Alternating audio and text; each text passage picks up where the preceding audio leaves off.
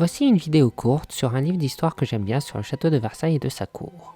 C'est le livre de William Richter Newton qui a pour titre « Derrière la façade, vivre au château de Versailles au XVIIIe siècle ». Nous savons que ce château a été construit dans la seconde moitié du XVIIe siècle. Le roi Louis XIV décide d'y installer la cour dans le courant de l'année 1682, après avoir envisagé Saint-Germain-en-Laye.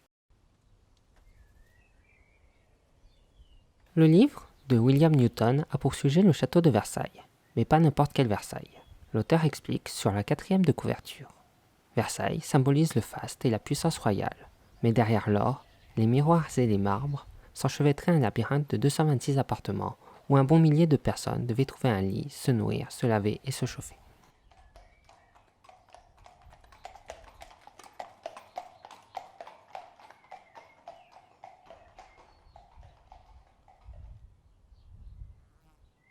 Mais qui est William Newton ?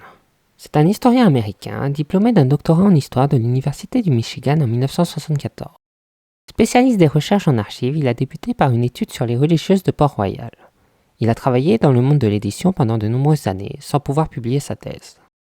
Après cette parenthèse, il a repris la recherche dans les années 90. Toujours passionné par l'histoire de France et Versailles en particulier, il s'interrogea intérieurement. Qu'est-ce que la cour de Versailles ? Le roi, la reine, la famille royale bien sûr. Mais comment définir les courtisans ? Pour lui, ce sont toutes les personnes logées par le roi au château. Il chercha ainsi à savoir comment ils avaient obtenu un logement qu'il fallait ensuite replacer sur les plans. Ce sujet semble à premier abord loin de la nouveauté. La cour semble très connue et ne mérite pas de recherche. Pourtant, Newton renouvelle largement la vision de la cour et son espace. L'auteur se focalise sur Versailles, mais il ne faut pas oublier que la cour sous le règne de Louis XV est en partie itinérante, en fonction des chasses, à Fontainebleau ou à Compiègne. Cela mériterait de nouvelles recherches historiques. Il finit par publier sa recherche en 2 livres à partir des années 2000. Ce sont 2 ouvrages où l'auteur a pu retracer tous les logements du château et leurs différents locataires. Il s'est intéressé prioritairement au XVIIIe siècle car les archives sont les plus nombreuses. Puis, enfin, le livre qui nous intéresse qui compile tous ses travaux. Son livre parle pêle-mêle du logement, de la fourniture pour les repas, de l'eau, du chauffage, de l'éclairage, du nettoyage et enfin de la blanchisserie, ce qui fait beaucoup. On va s'attarder sur chacune de ces parties en détail. L'entrée à la cour permet de loger dans le vaste palais de Versailles. Le château comporte à la fois des espaces de réception et des espaces de vie. Les courtisans logent aussi bien dans le grand commun qui jouxte le palais, que dans le palais lui-même. Plus l'office est d'importance, plus le détenteur peut avoir un logement à proximité de ceux du monarque ou de la reine. Les espaces sont pour les balayeurs minuscules, et pour les favoris très grands. Le manque de place est très visible. Le moindre changement provoque une cascade de déménagements, parfois touchant jusqu'à 10 personnes.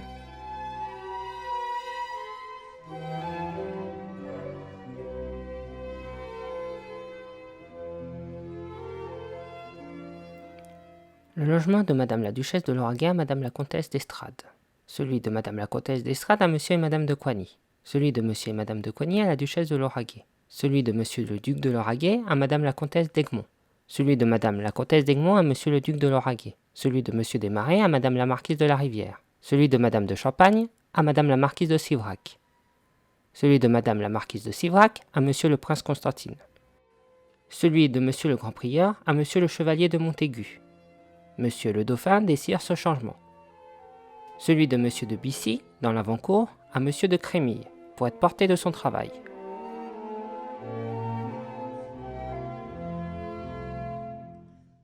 Une fois logé dans un appartement, il faut les ressources pour y vivre. La nourriture y tient une place de première importance. Des commensaux, c'est-à-dire ceux qui partagent la table du roi aux domestiques, les tables varient fortement. Être admis à la table du roi ne veut pas dire partager le repas avec lui. Différentes tables sont disposées dans des espaces communs ou chez les ministres. Être admis à la table d'un grand est un privilège que l'on peut faire valoir. Le courtisan peut espérer que sa cause pourra être plus facilement entendue. Les restes des différents repas des tables du roi sont revendus dans des échoppes au pied du château. Mais énormément de courtisans veulent pouvoir manger dans leurs propres appartements, car ils ne veulent pas se contenter de réchauffoirs.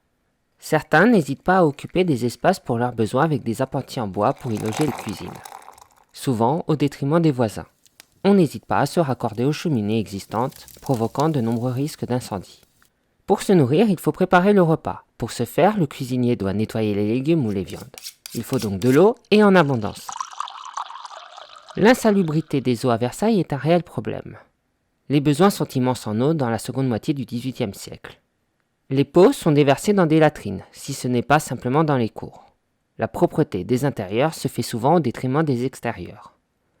La puanteur de certains lieux de commodité peut engendrer des désagréments dans plusieurs appartements. Les bougies et les chandelles sont les principales sources d'éclairage. C'est une grande dépense pour les officiers. Enfin, la propreté des lieux est une affaire importante. On ne peut recevoir dans un galetas mal entretenu dans des vêtements non apprêtés. Balayeurs et blanchisseuses n'ont pas un rôle négligeable. Les premiers combattent l'infestation des rats, les secondes doivent laver et sécher les vêtements, coûte que coûte, au château qui, nous l'avons vu, manque d'eau et d'espace. Elles n'hésitent pas à aller dans les fontaines du jardin et les pièces d'eau. L'interdiction de les utiliser est promulguée. Le gouverneur finit par trouver une solution de secours, celle d'un petit lavoir en bois sur la pièce des Suisses. Mais le lieu fut trop fréquenté et finit par être fermé. Un dicton disait que l'eau affluait à Versailles, mais il n'y a pas un endroit où la blanchisseuse puisse laver le chiffon. Le livre de Newton renouvelle ainsi l'approche que l'on peut se faire du château de Versailles. Au lieu de s'intéresser au grand et au faste, il cherche à connaître le petit et le quotidien. Il nous renseigne sur les lieux, mais aussi leur utilisation. Rien n'est oublié. Il nous explique aussi la façon d'aller aux toilettes que celle de revendre les mets entamés du roi. C'est un livre à avoir dans sa bibliothèque pour tous ceux qui s'intéressent au XVIIIe siècle.